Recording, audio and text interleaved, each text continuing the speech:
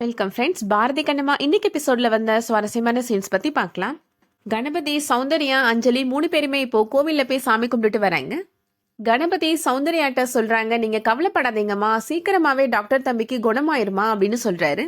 நீங்க எவ்வளவோ பேருக்கு நல்லது பண்ணிருக்கிறீங்க, எவ்வளவோ குடும்பங்களை வாழ வச்சிருக்கிறீங்க, அந்த புண்ணியெல்லாம் சேர்ந்து சீக்கிரமாவே டாக்டர் தம்பி குணமாயிருவாரு அப்படின்னு சொல்றாரு. இப்போ அகிலன் அங்க வராரு. கொரியர் வாங்கணும்னு சொன்னீங்களே, வாங்கிட்டீங்களா தம்பி அப்படின்னு கேக்குறாரு கணபதி. மதுரைக்கு போய் வாங்கிட்டு வந்துட்டேன் அப்படின்னு அகிலன் சொல்றாரு. என்ன கொரியர்டா அப்படின்னு சௌந்தர்யா கேக்குறாங்க. அகிலன் சொல்றாரு, நேத்து நைட்டு அப்பா கால் பண்ணாருமா, நியூயார்க்ல இருந்து பாரதிக்கு ஒரு லெட்டர் வந்திருக்கு, அதை நான் கொரியர் பண்ணி வைக்கிறேன்னு சொன்னாருமா, அதை தான் போய் கலெக்ட் பண்ணிட்டு வரேன் அப்படின்னு சொல்றாரு அகிலன். இந்த கொரியர்ல என்ன எழுதியிருக்குன்னு ஓபன் பண்ணி பாத்தியா அப்படின்னு கேக்குறாங்க சௌந்தர்யா.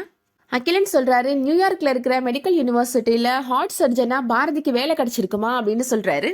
அது மட்டும் இல்லம்மா, அவன் வேலை பார்த்துட்டே ஹையர் ஸ்டடீஸையும் அதே யூனிவர்சிட்டியில பண்ணலாம், எந்த ஃபீஸும் கட்ட தேவையில்லம்மா அப்படின்னு அகிலன் சொல்றாரு.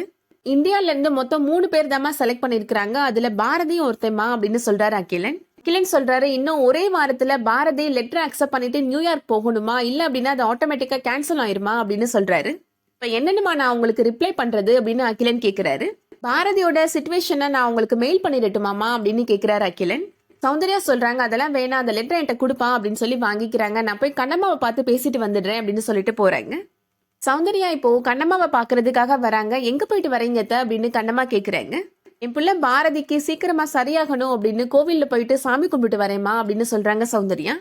பாரதிக்கு நியூயார்க்ல இருக்கிற மெடிக்கல் யூனிவர்சிட்டியில வேலை கிடைச்சதை பத்தி சொல்றாங்க.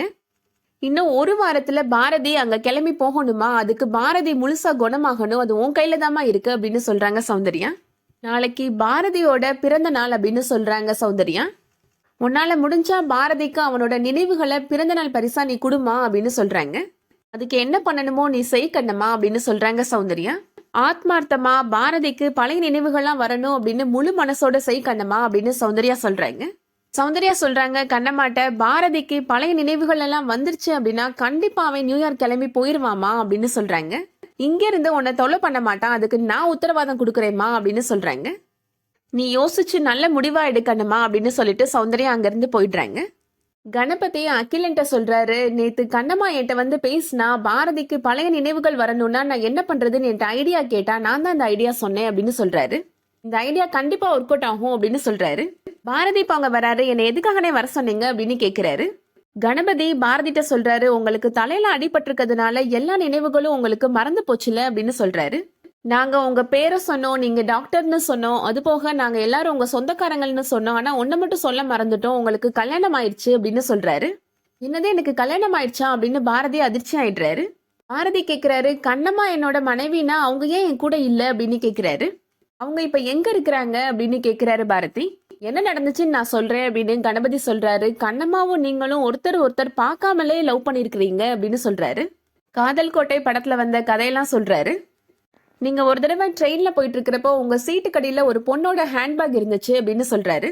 அதுல அந்த பொண்ணோட சர்டிபிகேட்ஸ் எல்லாமே இருந்துச்சு, அந்த சர்டிபிகேட்ஸ் எல்லாம் நீங்க பத்திரமா அந்த அட்ரஸ்க்கு அனுப்பி வச்சிருக்கீங்க அப்படின்னு சொல்றாரு. பதிலுக்கு அந்த பொண்ணுமே உங்களுக்கு நன்றின்னு கடிதம் எழுதியிருக்கிறாங்க, அதுக்கப்புறமா 2 பேருமே லெட்டர்லயே லவ் பண்ண ஆரம்பிச்சிட்டீங்க அப்படின்னு சொல்றாரு. ஒரு நாள் அந்த பொண்ணை தேடி கண்டுபிடிச்சு நீங்க ரகசியமா கல்யாணமும் பண்ணிக்கிட்டீங்க அப்படின்னு கணபதி சொல்றாரு. நீங்க 2 பேரும் சந்தோஷமா உங்க வாழ்க்கையே வாழ ஆரம்பிச்சிட்டீங்க அப்படின்னு சொல்றாரு. அப்பதான் ஒரு நாள் நீங்க அந்த பொண்ணுகிட்ட நம்ம கல்யாணத்தை பத்தி என்னோட அம்மா அப்பாட்ட சொல்லி சம்மதம் வாங்கிட்டு வரேன் அப்படின்னு ஊர்ல இருந்து கிளம்பி வந்துட்டு இருந்தீங்க அப்படின்னு சொல்றாரு. வர வழியில தான் உங்களுக்கு ஆக்சிடென்ட் ஆயிடுச்சு, அதுல உங்களோட போன் கூட உடஞ்சு போச்சு, அதனாலதான் அந்த பொண்ணால உங்களுக்கு கால் பண்ண கூட முடியல அப்படின்னு சொல்றாரு. இப்பதான் உங்க போனை ரிப்பேர் பண்ணிருக்கிறோம், அந்த பொண்ணு எப்ப வேணாலும் உங்களுக்கு கால் பண்ணலாம் அப்படின்னு கணபதி சொல்றாரு. கரெக்டா கண்ணம்மா பாரதிக்கு கால் பண்றாங்க. கண்ணம்மா பாரதிட்ட சொல்றாங்க, என்னங்க நீங்க வீட்டுல போய் பேசிட்டு வரேன்னு சொன்னீங்க, அதுக்கப்புறமா என்னை வந்து பார்க்கவே இல்லை, நீங்க என்னை மறந்துட்டீங்கல்ல அப்படின்னு கேக்குறாங்க. நீங்க எனக்கு துரோகம் பண்ணிட்டீங்க அப்படின்னு கண்ணம்மா சொல்றாங்க. பாரதி சொல்றாரு, நான் வீட்டுக்கு வர வழியில எனக்கு ஆக்சிடென்ட் ஆயிடுச்சான் கண்ணம்மா, நான் பழசெல்லாம் மறந்துட்டேன்னு சொல்றாங்க அப்படின்னு சொல்றாரு பாரதி. நீ என்னோட வாழ்க்கையில இருந்ததே எனக்கு இப்பதான் கொஞ்ச நேரத்துக்கு முன்னாடி தெரிய வந்துச்சு அப்படின்னு சொல்றாரு பாரதி. நீ எங்க இருக்கன்னு மட்டும் சொல்லு கண்ணம்மா, நான் உன்னை தேடி வரேன் அப்படின்னு பாரதி சொல்றாரு. நீங்க வர வேணா, நாளைக்கு உங்க பிறந்த நாள் தானே, நானே உங்களை தேடி வரேன் அப்படின்னு கண்ணம்மா சொல்றாங்க. தேவிப்பட்டினத்துல இருக்க பீச்சுக்கு வந்துருங்க, அங்க வந்தீங்கன்னா நான் உங்களுக்கு ஒரு நல்ல செய்தி சொல்லுவேன் அப்படின்னு சொல்றாங்க. கண்ணம்மா இப்போ சொன்ன விஷயத்த பத்தி கணபதி அகிலன் 2 பேர்கிட்டமே பாரதி சொல்றாரு. நாளைக்கு நான் என்னோட ஒய்ஃபை பார்க்க போறேன் அப்படின்னு சொல்லி ரொம்ப சந்தோஷப்படுறாரு. அடுத்ததா கண்ணம்மா இப்போ ஹேமா லட்சுமி 2 பேருமே கூப்பிடுறாங்க. இந்த நியூஸ் பேப்பர்ல என்ன நியூஸ் போட்டிருக்கு அப்படின்னு சத்தமா படிச்சு காமி லட்சுமி அப்படின்னு சொல்றாங்க. லட்சுமியும் அதை எப்படியோ கஷ்டப்பட்டு வாசிச்சிடுறாங்க. அடுத்ததா ஹேமாவை ரீட் பண்ண சொல்றாங்க கண்ணம்மா. ஹேமாவுமே இப்போ அந்த நியூஸை வாசிக்கிறாங்க. கண்ணம்மா சொல்றாங்க, உங்களை மாதிரி குழந்தைகளுக்கு ஏதாவது ஒரு விஷயம் தெரியணும் நடக்கணும் அப்படின்னா அது பேரண்ட்ஸ்ட கேட்கறது தப்பு கிடையாது. ஆனா அது அப்பவே நடந்தாங்கணும் அப்படின்னா அடம் பண்ணக்கூடாது அப்படின்னு சொல்றாங்க. குழந்தைகளுக்கு எது நல்லது எது கெட்டது அவங்ககிட்ட எது சொல்லணும் சொல்லக்கூடாது எல்லாமே பேரண்ட்ஸ்க்கு தெரியும் அப்படின்னு கண்ணம்மா சொல்றாங்க.